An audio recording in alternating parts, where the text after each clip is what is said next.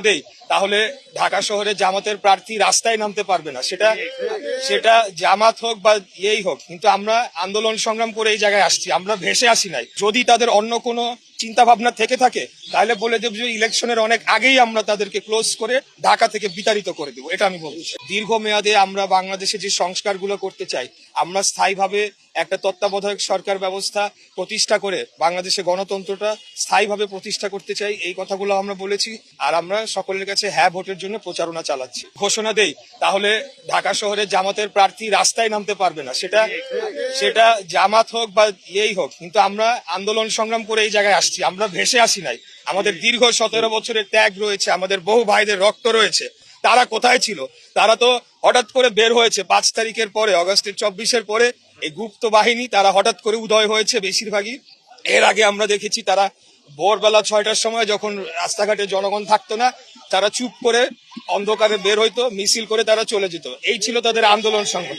আমরা রাজপথে বুক ফুলিয়ে রক্ত দিয়েছি, আমরা গুলির মুখে দাঁড়িয়ে আমাদেরকে হত্যা করা হচ্ছে 17 বছর যাবৎ, গুম খুনের শিকার হয়েছি, আমরা কোন সময় পিছু হটে যাই না। তাই এখন যেটা বলছে, তারাও জানে যে তাদের সব ঢাকা শহরের সবগুলার জামানত বাজেয়াপ্ত হওয়ার সমূহ সম্ভাবনা রয়েছে, এটা তারাও ভালোভাবে জানে। এটা কেবল তাদের নেতা কর্মীদের উৎসাহ জাগানোর জন্য তারা করছে। আর যদি তাদের অন্য কোনো চিন্তা ভাবনা থেকে থাকে তাহলে বলে দেব যে ইলেকশনের অনেক আগেই আমরা তাদেরকে ক্লোজ করে ঢাকা থেকে বিতাড়িত করে দেবো, এটা আমি বলছি। আমরা আরেকটা প্রতিশ্রুতিও দিচ্ছি যে সকল এখানে ব্যক্তিবর্গ তারা অবৈধভাবে বিভিন্ন জায়গায় স্থাপনা নির্মাণ করছে, ফুটপাতে অবৈধভাবে স্থাপনা নির্মাণ করছে, রাস্তায় স্থাপনা নির্মাণ করছে এবং সেখান থেকে চাঁদা তুলছে, এদের ব্যাপারে আমরা জিরো টলারেন্স নীতি গ্রহণ করেছি।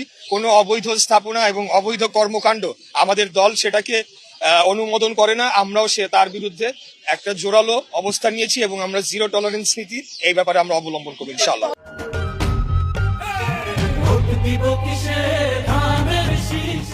প্রথম বিষয় হচ্ছে যে আমি সরাসরি এখন এটা যেহেতু আমাদের দল থেকে যে স্টেটমেন্ট দেওয়া হচ্ছে আমি সেইখানেই থাকছি, এবং এই ব্যাপারে যেহেতু আমাদের কেন্দ্রীয়ভাবে এই বিষয়টি কমিশনের সাথে যোগাযোগ করে একটা জায়গায় যাওয়ার চেষ্টা করা হচ্ছে, সেখানেই থাক।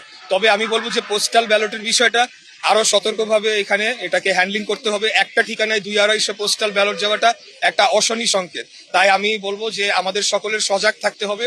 যদি এখানে কারো কোনো গাফিলতি থেকে থাকে সেটা এখনো সময় রয়েছে, সেটাকে ঠিক করা সম্ভব রয়েছে।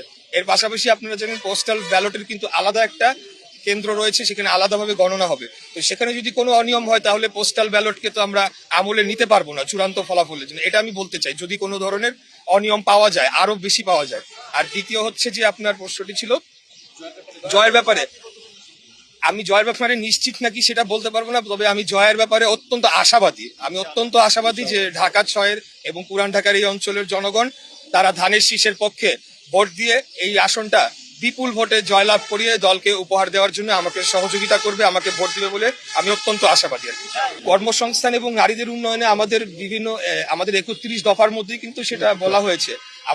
আমরা বলেছি যে আগামী 1 বছরে কতগুলো কর্মসংস্থান আমরা করতে চাই এবং সেটা কিভাবে আমরা করতে চাই, এবং কিভাবে আমরা বিভিন্ন যারা উদ্যোক্তা রয়েছেন, ক্ষুদ্র এবং মাঝারি উদ্যোক্তা, তাদেরকে আরো ফ্যাসিলিটেট করে সেখানে তারাও যাতে কর্মসংস্থান করতে পারে, এই ব্যাপারে আমাদের উদ্যোগ রয়েছে।